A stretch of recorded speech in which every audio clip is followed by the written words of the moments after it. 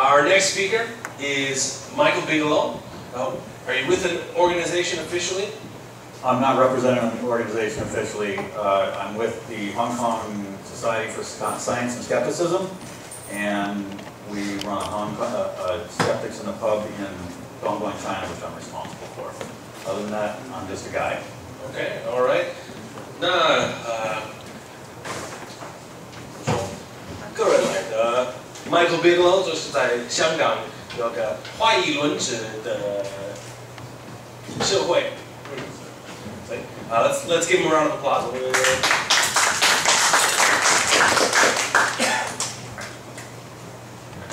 I'm going to be talking about the topic today, humanism and morality, a compass that works. And hopefully you can see this big smile on my face. If you can't see it, I hope you can feel it. Because if you think about it, we're here to celebrate humanism, to encourage it, to spread it. And that's because we know that it makes us happy. We know what's most important in our lives is the happiness of ourselves, the people around us, and how we can benefit other people. And we found that humanism does that. So no matter what other viewpoints maybe some of us hold here, we should feel glad that we're here with a humanist perspective, knowing that it should draw us close over the next couple days, and maybe we'll create bonds and friendships that will last much longer than that. But in addition to that, we'll hopefully have the ability to help other people more. I'll be talking about morality today, so I think it's proper that I give you a little bit of information about my background. I was born into a large family of Jehovah's Witnesses in 1961. So my grandparents, my parents, my brothers and sisters, my aunts and uncles, all of my good friends were Jehovah's Witnesses. So from the day that I was born up until even today, Jehovah's Witnesses teach that any day now, God is going to use fire from the sky and earthquakes and other means to destroy all the world's governments, all the world's businesses, all the world's religions, and in all likelihood will kill every individual that does not prescribe to the teachings of Jehovah's Witnesses. Well, I didn't know it was happening at the time, so I happily accepted my indoctrination, and I came to believe that Jehovah's Witnesses knew the most important truths about man's future, universal questions, and about morality. I married into the group, I had kids in the group, I advanced through the various ranks of ministers within the groups, and I ultimately ended up serving in leadership positions here in Taiwan and also in Macau. Now, even though I was raised in this group, I finally came to determine that Jehovah's Witnesses are just another end-of-days cult. Around 2005, after a lot of intense scientific study, I was forced to come to realize or come to understand that what I had been taught and what I was teaching other people was not true. It took several more years, but finally I gave up my ministry and I disavowed Jehovah's Witnesses in 2012. Well, since then, my entire family and all my former friends have rejected me, and they've exposed me to sort of a kind of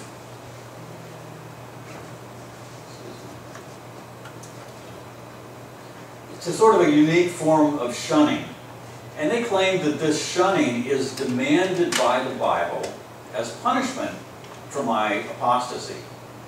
So today when I talk about morality, I do so as a person who is convinced of the correctness of a moral code that some people say that they can find in the Bible.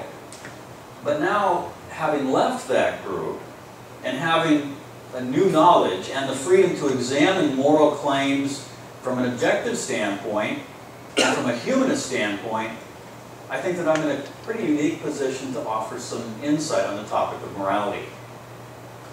So we're going to examine a few questions, and I think we'll come up with some interesting answers to them. First of all, do ancient texts provide a basis for sound morality? Can we even define what sort of moral code humanists should follow? And if we have children, how can we try to raise them with strong moral character if we are raising them without religion? Well, we're going to be looking at the answers to these questions, and I hope the answers are going to strengthen our resolve that a humanistic moral code can be defined and can be demonstrated as a great way to live.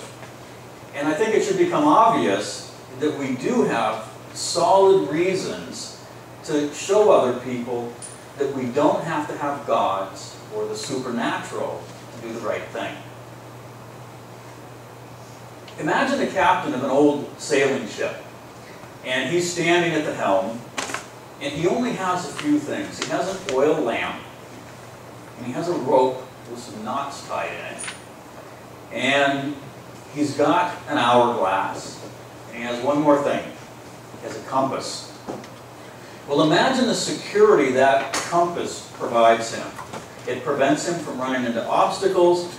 It allows him to plot his position on a map, and it keeps him moving in a proper direction. Well, the same is true today when we think about the need for a moral compass. Without a set of moral guidelines to lead us, we could be blown about by short-term opinions, or maybe by pop culture, or maybe by public sentiment that is not founded on a rational thought. Maybe it's extreme to one end or the other. Or it could be, even in the worst case, without a moral code, we develop socially harmful habits that could harm others, or could denigrate ourselves or cause problems for ourselves. So most people recognize the need for some sort of a moral foundation. According to published statistics in 2012, a majority of Earth's inhabitants, some 55%, believe that their moral foundation comes from one of two ancient books, either the Bible or the Quran. Now currently, 32% of the world's population claim to be Christians, and 23% claim to be Muslims. However, by the year 2050, it's projected that 31% of the Earth's population will be Christians, and 30% will be Muslims. So a simple question that we can ask, if we're humanists, is, well, why can't we just follow the majority and use these ancient books to set our moral compass? That's what they're doing. Well, we could. All we need is a lot of time, a strong stomach, and a sharp pair of scissors. Well, why do I say that? Because to find true humanist principles in these books, you have to dig deep. You also have to reject a lot of what they say on the topic of morality. In the end, at best, you'll only partially be equipped for the important moral questions of the 21st century. Let's take a look at the Quran, for example.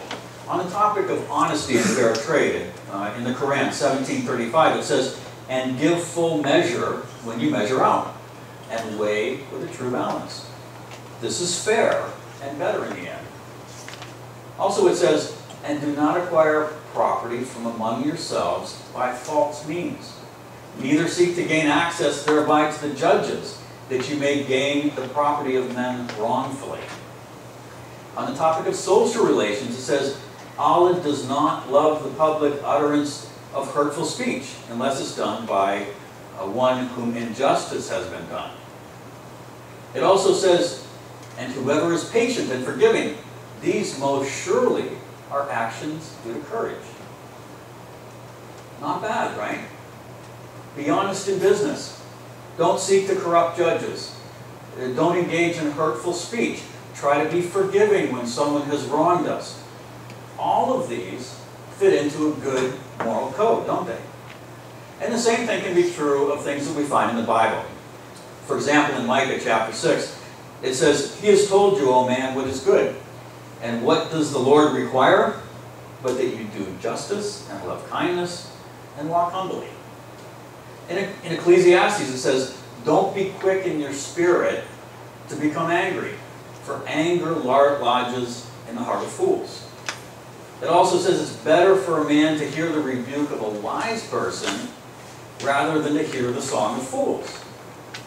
And We know what Jesus was purported to have said in the Bible book of Luke. Do to others as you would have them do to you. Again, not bad, right?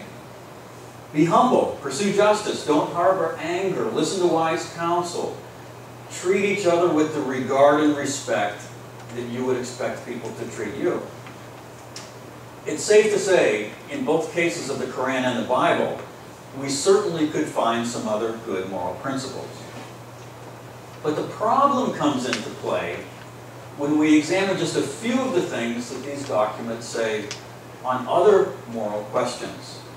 For example, regarding homosexual acts, the Hadith, which is the collections attributed to the Prophet Muhammad, it says, when a man mounts another man, the throne of God shakes. Kill the one that is doing it, and also kill the one that it is being done to. On that same topic, the Bible says, if there's a man who lies with a male, as those who lie with a woman, both of them have committed a detestable act, and they surely shall be put to death. The Quran says that the eating of pork is forbidden. The Quran and the Hadith forbid alcohol and gambling. The Bible condemns pork, camels, eating of lobsters and crabs, all sorts of dietary restrictions. The Bible does not condemn slavery. In fact, on the topic of slavery, the Hebrew Bible says that God supposedly ordered the people of Israel that when they bought foreign slaves, they had to get those foreign slaves circumcised. And there was even rules for slavery within Israel. So if you were a Hebrew person, you could buy another Hebrew person. And the Bible tells us that there was rules legislating how these things were to be governed. For example, if I bought a Hebrew slave, he would be mine for 6 years, but then in the 7th year, he could go out free. If he came in by himself, he goes out by himself. If he came in with a wife, he goes out with his wife. But if as his master, I give him a wife, and we produce children, or he produces children with his wife, at the end of those 7 years, he came in alone, so he goes out alone. So the wife and children become property of the master. There are accounts in the Bible describing genocide of cities where every living thing, man, woman, child, infant, and animals, all were to be slaughtered. In other cases, every living human except young females were to be killed. The virgin females were to be taken as, I hate to even say it like this, wives, probably more accurately we could say as sex slaves. In these documents there are countless examples of irrational restrictions, brutal punishment, the mistreatment of women, the intolerance of non-believers and gays. These things fill the Bible and the Quran. And without question, without argument, many of the recent atrocities committed in Syria, Iraq, Bangladesh, Pakistan, France, the United States. If I'm missing some, I'm sorry, there's been so many, and it's terrible that we even have to think like that, isn't it? Yet these things can be connected to a fundamental interpretation of the Quran or the Hadith.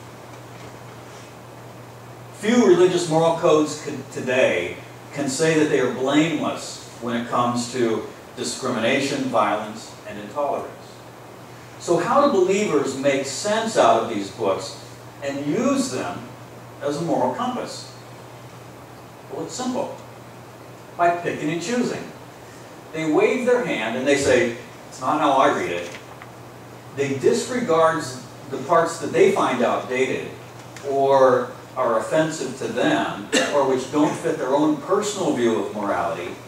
And then they cling to the parts that they like and they say they get their morals from their faith in Islam or their faith in Christianity. When in reality, they picked and choose what they were going to believe was moral or not. So for those 60%, as is estimated, that are going to be using these books as a moral code by 2050, we could expect that we will find a wide range of morality.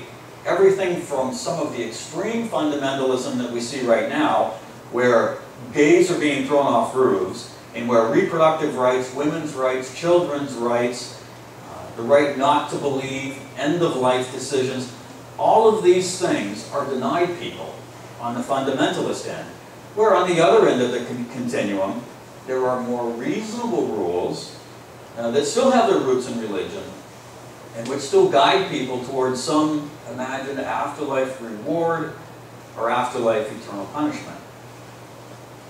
I consider that to be sort of intellectually dishonest because it's cherry picking. And even some religionists expose that as cherry picking. Recently, Cam Hand made some comments that I thought were pretty interesting. Now, you probably know who Ken Ham is. He's a committed believer in the Bible as a source of history and also as a source of moral guidance. You might know him by his association with a group called Answers in Genesis. It was Ken Ham's group that recently built a replica of the Ark in the United States. And he did so as a reminder that that was something that actually happened.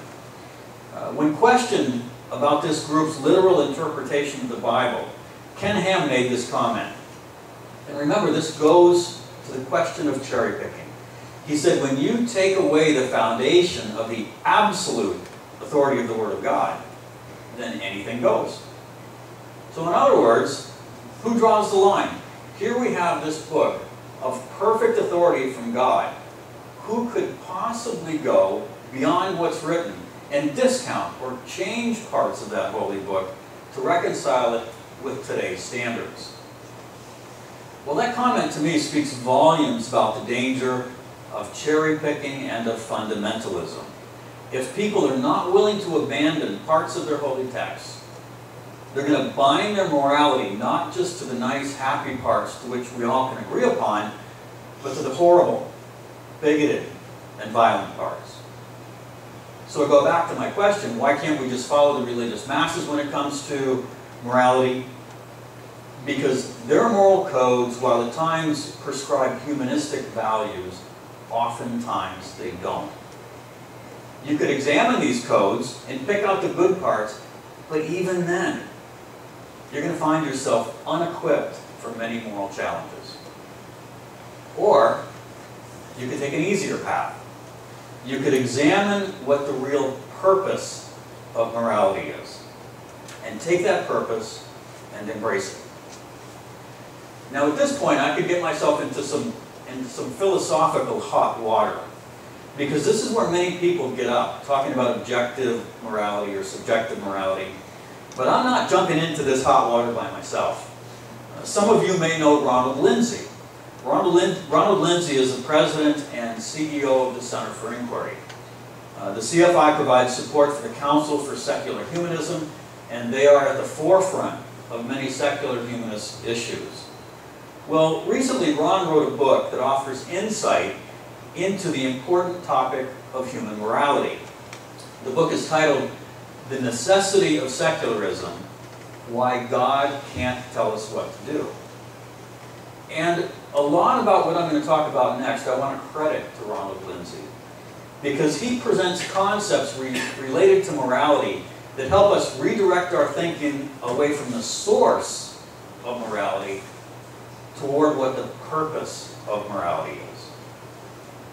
As we've already started to unpack, many people claim that in order to be moral and act moral, we have to have a singular, objective moral standard. A moral rule book, if you will. What this means is that in the minds of many people, if you remove God from the issue of morality, you can't possibly have an objective moral standard. You have no rule book. No rule book, no rules, no right or wrong. Anything goes, and you end up with anarchy. One writer on the subject made this comment. He said, atheists can be good people. They just have no objective way to judge the conduct of those who are not. I would disagree with that comment. But in other words, what he's saying is that because atheists don't get their morals from God, their supreme, objective outside source, then they can't tell the difference between what's good and evil. Or to rephrase it, we simply can't say what's moral and what's not. The Christian apologist William Lane Craig takes this argument so far that he argues the very existence of objective moral truths is evidence that God exists. Well, let's see if we can turn that thinking upside down, turn it on its head. If we buy a hammer for a carpenter's hammer, we know the purpose of that hammer is for pounding nails. If we have a screwdriver, we know its purpose is for twisting screws. When I look at this device on my hand, I know it's for telling time. So just like all the tools that I just described have a purpose, real humanistic morality is a tool. In fact, I would argue, along with Ron Lindsay, that morality is one of the most important human constructs that has ever evolved. Ron Lindsay explains the purpose of morality with two questions, and I think he does so beautifully. He says, what is it that morality allows us to do? And what can we accomplish when most people behave morally that we would not have been able to accomplish otherwise? His answer, one which obviously I agree with, is this.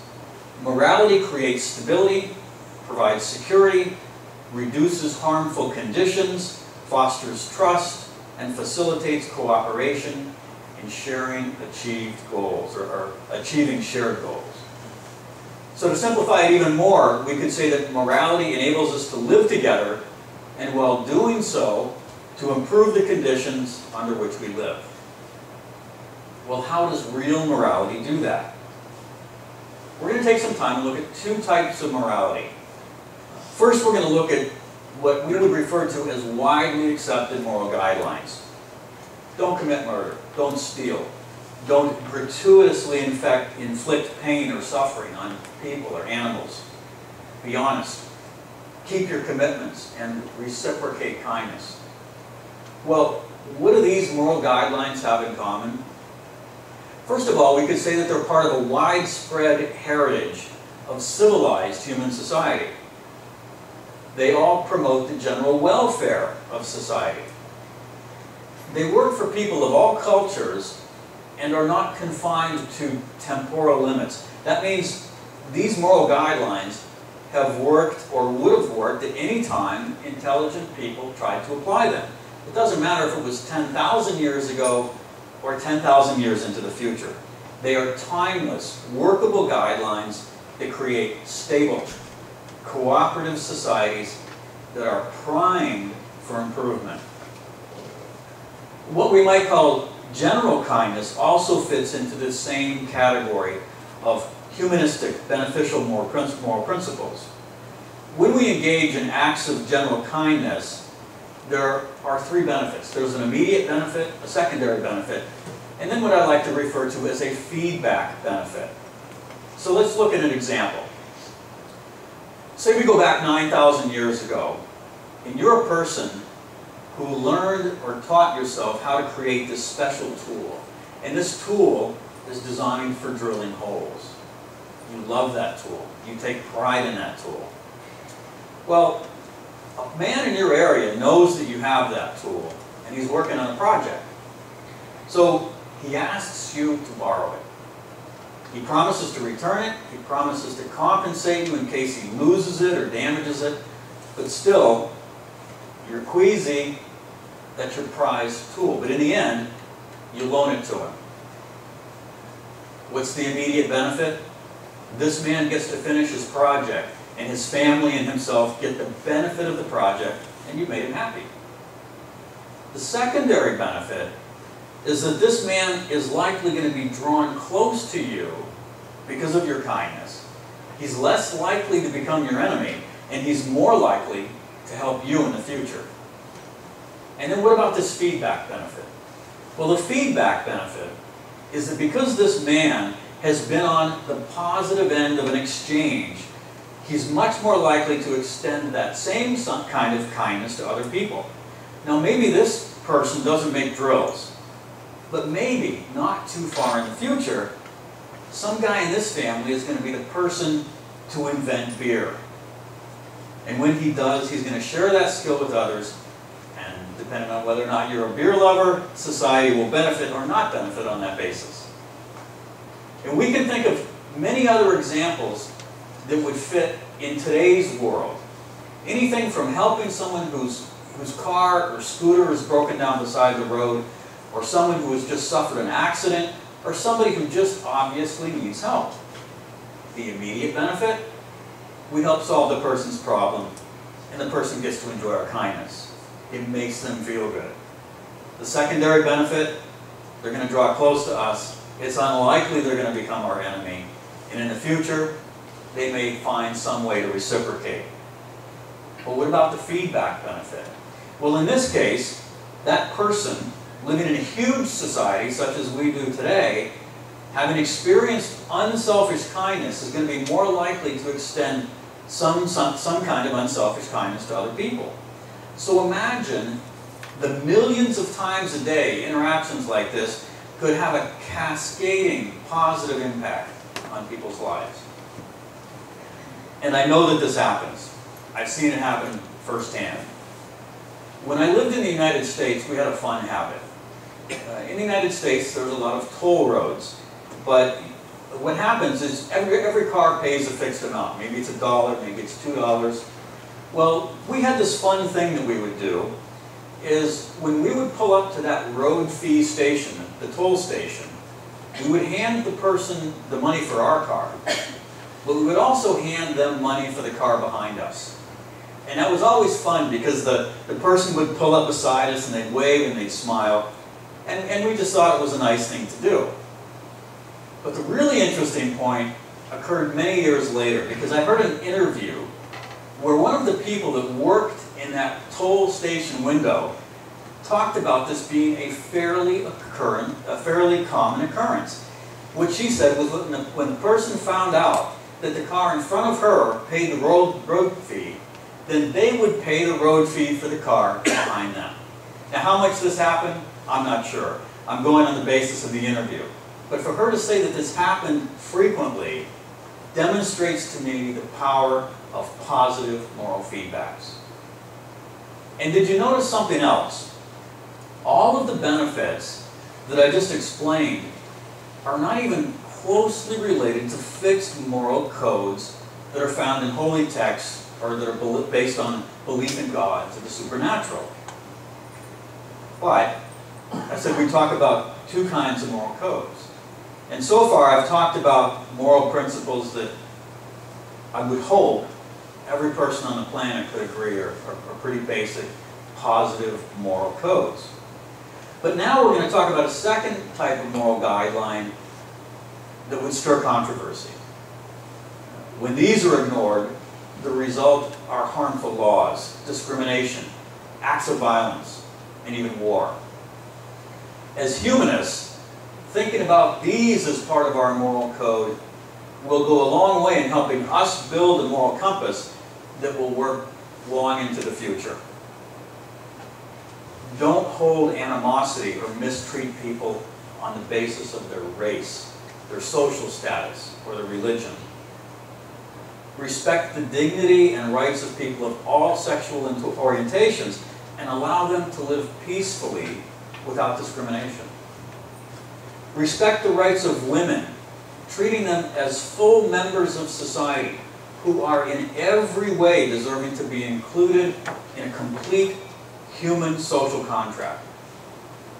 And closely related to that is the moral issue of respecting women's rights to self-determination in matters of reproduction. There are some countries around the world where access to something as basic as a condom is difficult and culturally discouraged. Even in the United States, there are efforts underway to cut off funding for the group Planned Parenthood. Now, I can't say this for sure, but I'm going to make a judgment. I'm going to make an assessment that there is no woman on this planet who likes abortion. But humanists need to recognize that as an equal member of society, that person has the right to self-determine matters of her reproductive health. Another controversial moral principle deals with personal rights when it comes to end-of-life decisions. In nearly every country on earth, no matter where you live, no matter what you may have legally stated in advance, it is illegal for a person to assist you in ending your life in a dignified manner. in my opinion, that is a moral crime. People facing terrible end-of-life decisions should be given the support of their families, the support of the medical profession, and the support of moral laws that allow for dignified death.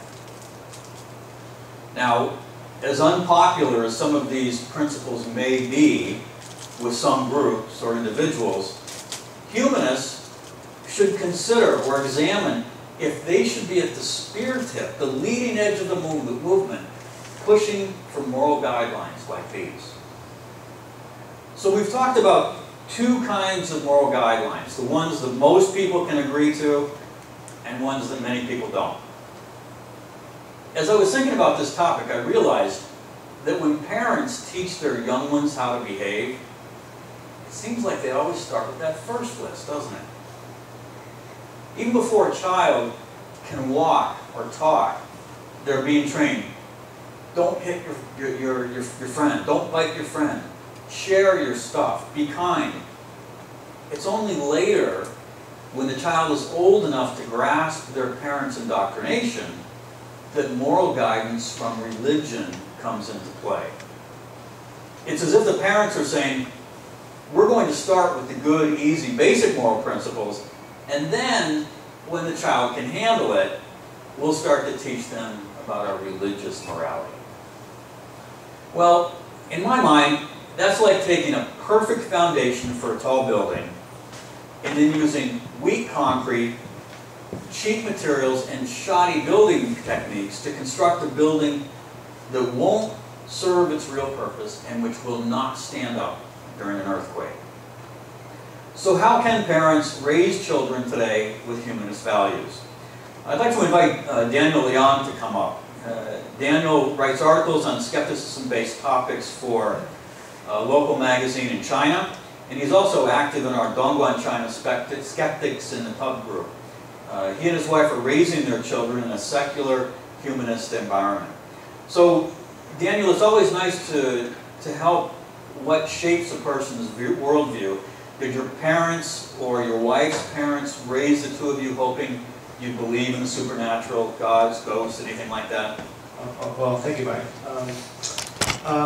Our parents really didn't have any strong religious conviction, nor did they impose any supernatural view on us. I mean, growing up, we had to go through a lot of the Asian rituals such as ancestors, tomb sweeping, temples, and all that. But it was pretty much perfunctory in nature. I went to a Christian school actually until I was about 16, but I lost my faith around 12, and that got me into a lot of trouble. For example, like in school, on the blackboard there would be a Bible verse, and on top of it there would be 3 characters, 神的话, which means word of God. And what I would do is I would go and erase the middle character, so it becomes 神话, and in Chinese that's myth, right? So that got me into a lot of trouble. So, just to make sure that we've got it right, you've got, can you tell us a little bit about your children? Yeah, I have a daughter and a son. My daughter, Kaylin, just turned 11. My son, Dax, will turn 7 very soon. Okay, so they haven't reached teenage years yet, so we'll talk about your guidance for them a little bit more later. But first, from your vantage point, we know that your heritage is from Taiwan. Typically, what is the approach to parenting in Taiwan regarding religion and morality? Well, I think parents everywhere, not just in Taiwan, they tend to impose their religious and accompanying moral views on their children.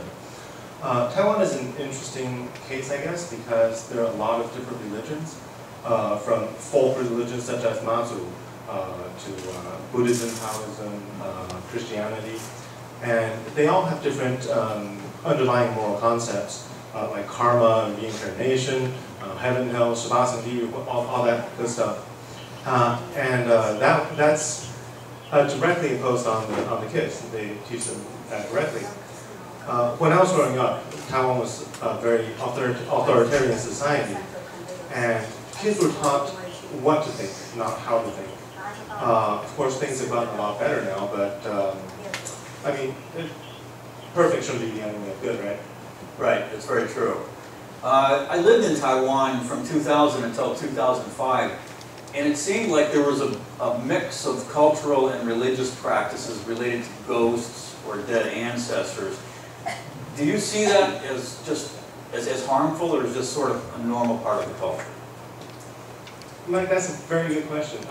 I don't think I have a clear-cut answer to that. For example, say when a loved one dies, the Buddhist thing in Taiwan is to have a chanting ceremony for 7 weeks, 749天, and 49 days. I mean, that might have been appropriate in what, the 16th century, but not in modern day society. And I've been to a lot of these, and it is an absolutely excruciating, painful experience. And as a non-believer, I mean, it got so bad that I wanted to drill a hole in my head just to let the boredom out. But despite this, I think it still could serve a purpose in society. In Taiwan, death is a very taboo topic, and people don't really think clearly enough or carefully enough about it. And this time period gives people time to think about death, to reflect, to mourn, and eventually accept it. So I think it does serve a purpose. And also a secondary purpose may be that through this synchronized group chanting activity, it could activate what Dr. Jonathan Haidt calls the Haidt switch and bring people together. So is it overall a good or bad? It's hard to say. I guess it depends on your perspective. I think it could have a place in society, and keep in mind that's coming from somebody who really, really dislikes this kind of practice. Interesting perspective, and I think maybe closely related to that from my memory is the tomb sweeping thing, because it seems like it's almost impossible to separate that from the religious element. So how can secular parents walk the line between teaching the culture without invoking the spirit world? Have you gone through that with your kids? Yeah, actually, tomb sweeping. We have a family plot up in the hill somewhere, as many people do, Chinese people do. And inside this little hut, you have rows upon rows of urns, which I jokingly call the Liang's Family Great Ash Collection. So what I tell my kids is that this is where grandpa and great-grandpa are, and it's a place that we go to remember them. The whole process doesn't have to be supernatural. Okay. So now you're not living in Taiwan, you're raising your children in China, and from my experience there and from the people that I talk to, I've been there for 10 years now, it seems like China is this big bordered region without religion. So are your children aware of religion? Does the topic come up at all? China is not big on organized religion per se, as many of you know. But make no mistake, that doesn't mean that people are any less superstitious. They are. My kids, they go to an international school, which before they went there, I made sure that it was secular. They don't push any particular religion or ideology, and from my perspective, that's perfect. They're not quite at the age yet where to have a nuanced discussion about religion, but that time will come, and when that time comes, I fully intend to be there. All right. So we're talking about morality, so let's focus on that for a moment. You know and I know that there's a lot of people that say without a strong set of religious moral rules or regulations, children are just going to follow the crowd or they're going to run wild. Do you share that view? I completely reject that view, actually. Morality is not predicated upon or the exclusive domain of religion. My view is that a lot of the morality in religion is based on the collective social attitudes of that particular time period, and it served that religion. It served a purpose for that religion then. For example, like in Abrahamic religions, apostasy is punishable by death. I'm looking at you now. But and that probably served a purpose back, say in the Iron Age, where it was very tribal and violent. But it has absolutely no place in modern society. So, and back to the other question, I think that study after study have shown that children are not tabula rasa. They're not blank slates, and they do have an innate moral compass, a moral intuition at least. And religion itself does not really provide a very compelling platform, or in fact even a very coherent platform over, say, a more modern foundation.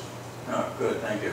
So what would you say in your home serves as the strong foundation that ends up behind the guiding principle for your family's moral behavior?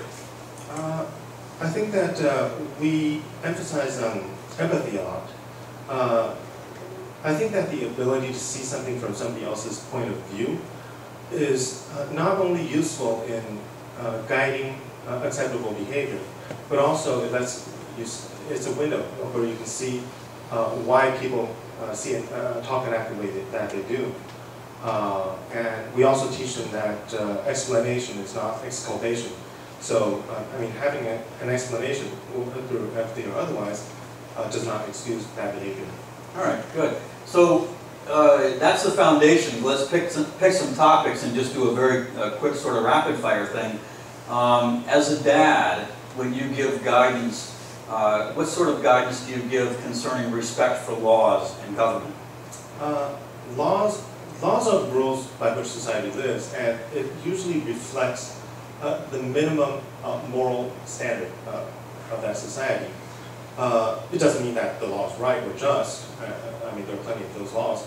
But until the law is changed, it's still law. Okay. What about honesty? Honesty is important because it pertains to personal integrity. And a lot of times the ends do not justify the means. And losing personal integrity that's a big cost. Of course, there are exceptions, especially in social situations. For example, if somebody asks you, does this dress make me look fat? That's right. Yeah, you should not say that. It's not the dress, it's your, anyway. Good. And then one final one, respect for other people's beliefs. How do you handle that? I teach them that it's very important to realize that others might have beliefs that are incompatible with your own. And it's important to have a constructive conversation about it. I think, because I guess in my view, true respect is not really about blind acceptance, but about the ability to identify and actually talk about those differences. Okay. And then one final question, I guess just to summarize. To what degree would you encourage or discourage your children from adopting a religious faith that you knew was based on things that were provably false? I think this is an area where hopefully they can make their own decision once they have the emotional maturity and requisite thinking skills. I believe that children are not our property. We're simply the guardians, the custodians, and our job as parents is to guide them so that they can be whoever they want to be, and not force them to be who we want them to be. And of course, when it comes to religion, you can force all you want, but they're going to make the final decision. Very good. Well, thank you very much, Daniel. We appreciate it. Thank you. Thank you very much. So, from Daniel's experience and from what others have proven, we understand that there are good tools for laying a humanistic moral foundation. But maybe many of us didn't get that foundation. Maybe we were raised with backgrounds that left us with prejudices or attitudes that we had to change. Maybe we were taught that women should be subservient to men. Perhaps we were trained to regard gay or lesbian people somehow as though they were second-class citizens. Maybe we still hold some form of racial or nationalistic pride. Prejudice, not pride, prejudice. The point is, now that we see how those are not part of the beneficial moral code, we can work to correct or improve our questionable moral tendencies. I view this personally as a pretty important, pretty urgent project. Not just for people here today, but for all of humanity. The sooner we can agree on a humanistic moral code, the sooner we're going to see an end to moral crimes committed on the basis of religion. It's important, too, because only a humanistic moral compass will equip us to answer the difficult moral questions that are going to be facing humanity very soon. The future is fast upon us. For example, should driverless cars be programmed to sacrifice a passenger in that car in order to save several other people's lives? Should money be spent for a person's genetics to be manipulated so that they can improve their life expectancy, their intelligence, or maybe just their good looks, while other people on the planet are still not getting enough food to eat or water to drink?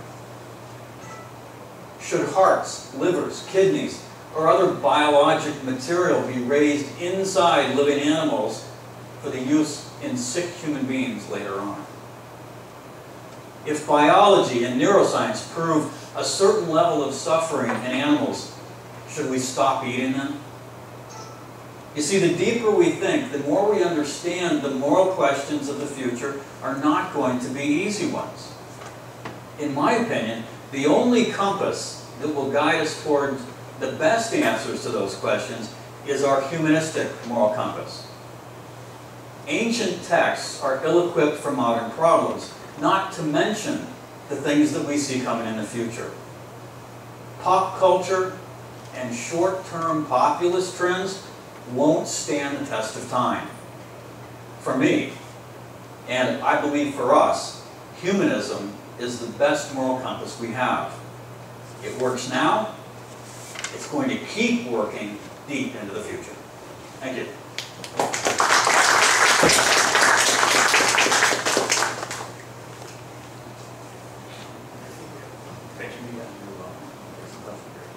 Okay.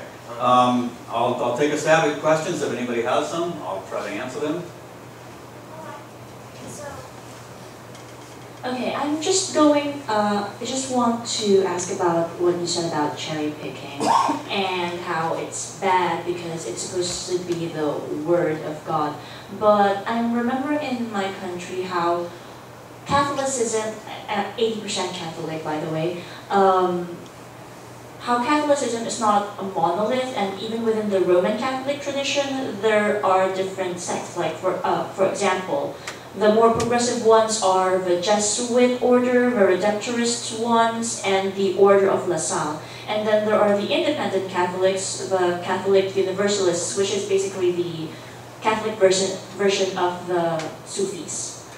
And I just want to ask, why is it bad if people pick the ripe cherries and don't throw rotten ones at people? I mean, so long as the cherries they're picking are the ones that are good and timely, and they're acknowledging the fact that a lot of the things written in their books have been outdated.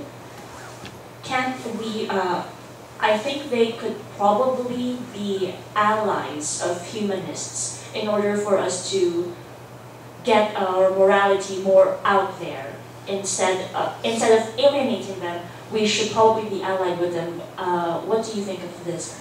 I tend to agree, because what I would do is I would build a hierarchy. In my opinion, humanistic values are the best. Cherry-picked values from ancient texts are probably second on the list. And then third on the list is those fundamentalists, I'm going to accept everything in this book.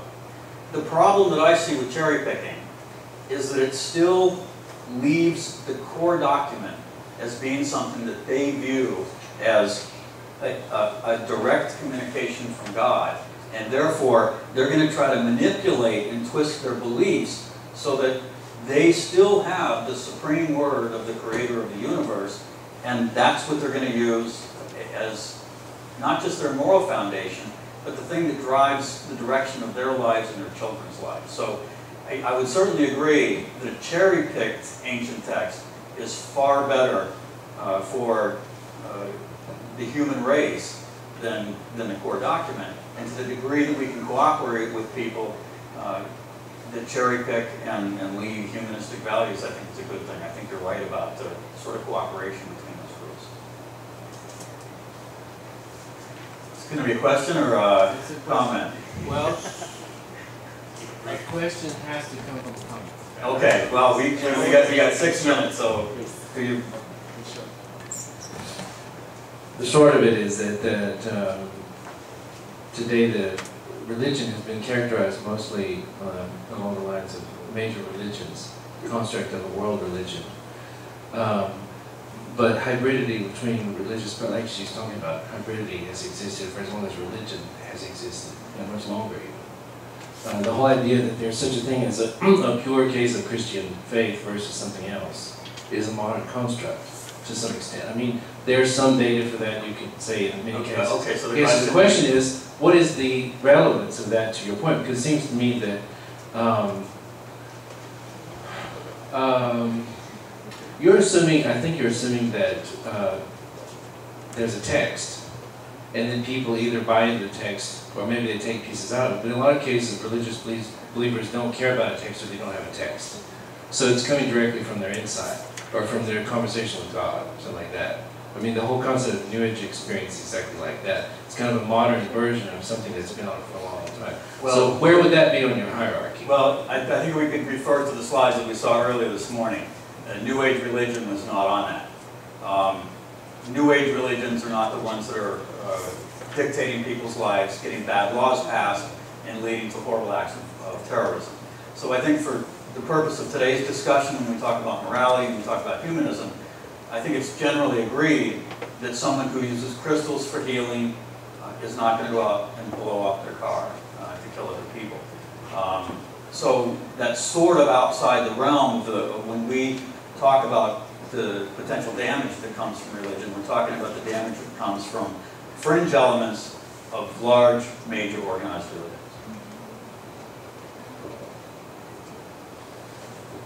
Anybody else?